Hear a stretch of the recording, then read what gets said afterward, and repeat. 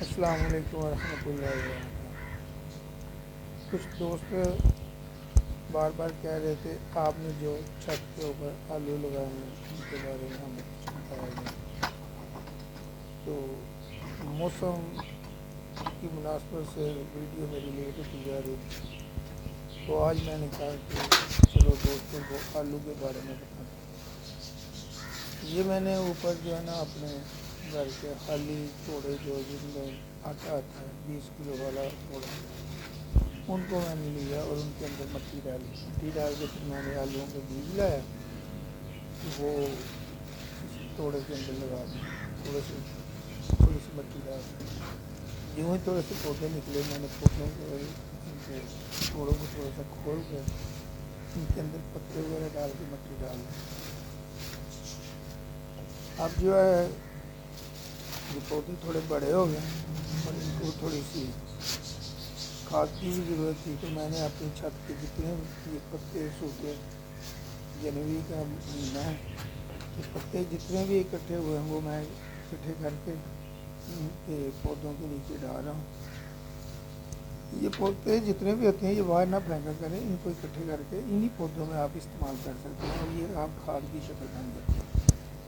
اور یہ ڈال کے پتے وغیرہ، تو اس کے اوپر جو ہے نا بعد میں مٹی ڈال دی۔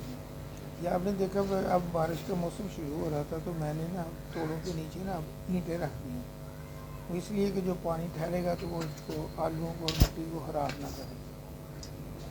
اگر نیچے زیادہ پانی لگ جائے تو سارے آلو جو ہے نا وہ خراب ہو جائے، تو وہ پھر میں نے ان کو جو ہے نا نیچے اینٹیں رکھ کے اینٹوں میں تھوڑا تھوڑا فاصلہ رکھ کے، تو میں نے ان توڑوں کو ان کے اینٹوں کے اوپر جو ہے نا وہ شفٹ کر دیا۔ تو اب یہ تقریباً مجھے لگائے ہوئے تقریباً 2 ماہ ہو گئے جب میں نے ان میں بیج ڈالے تھے۔ پودے ماشاء اللہ بڑے ہو گئے، یوں ہی یہ پودے بڑے ہوتے جاتے ہیں تو ان کے جو توڑے ہوتے ہیں نا وہ آپ تھوڑا تھوڑا ان کو کھولتے جاتے ہیں، تو مٹی اور یہ پتے وغیرہ وہ ڈال دیتے ہیں۔ ان کو پانی کی زیادہ ضرورت نہیں ہوتی، آلوؤں کو پانی بہت کم لگایا جاتا ہے۔ تو یہ اب انشاءاللہ تعالیٰ چل رہے ہیں، تو کچھ دنوں کے بعد تقریباً 1 ماہ کے بعد یہ مزید آگے جو ہے نا اوپر سے نا خشک ہونا شروع ہو جائیں گے، پودے تھوڑے بڑے ہو جائیں گے اور اوپر سے پتے تھوڑے خشک ہونا شروع ہو جائیں گے۔ جب اس کے پتے خشک ہونا شروع ہو جائیں، پودے خشک ہونا شروع ہو جائیں، تو یہ اس چیز کی علامت ہوتی ہے کہ جو آپ نے آلو لگائے ہوئے ہیں وہ توڑے کے اندر پک گئے ہیں۔ تو اس کے بعد اس کو جو ہے نا وہ ہارویسٹنگ کے لیے تیار کیا جاتا ہے، نیچے کے توڑے کو ہم کاٹ دیتے ہیں اور آلو نکال لیتے ہیں۔ تو ان شاء اللہ تعالیٰ جب وہ 1 مہینے کے بعد ان کے آلوؤں کو میں ہارویسٹ کروں گا تو اس کو بھی ویڈیو آپ کو ان شاء اللہ تعالیٰ شیئر کروں گا۔ تو یہ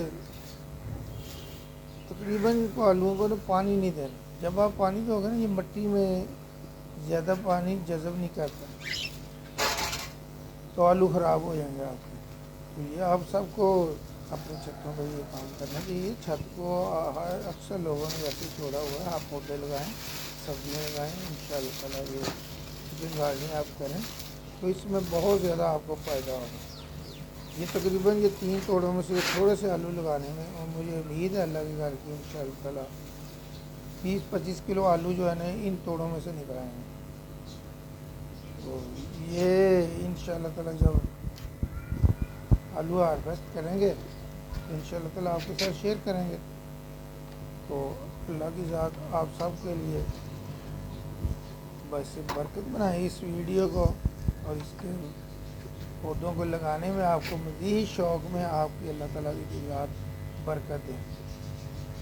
یہ دیکھیں پودے میرے کتنے گرین ہو گئے ہوئے ہیں ماشاءاللہ، صحیح جا رہے ہیں، کوئی پتا اس کا ایک تک ابھی تک خشک نہیں ہوا۔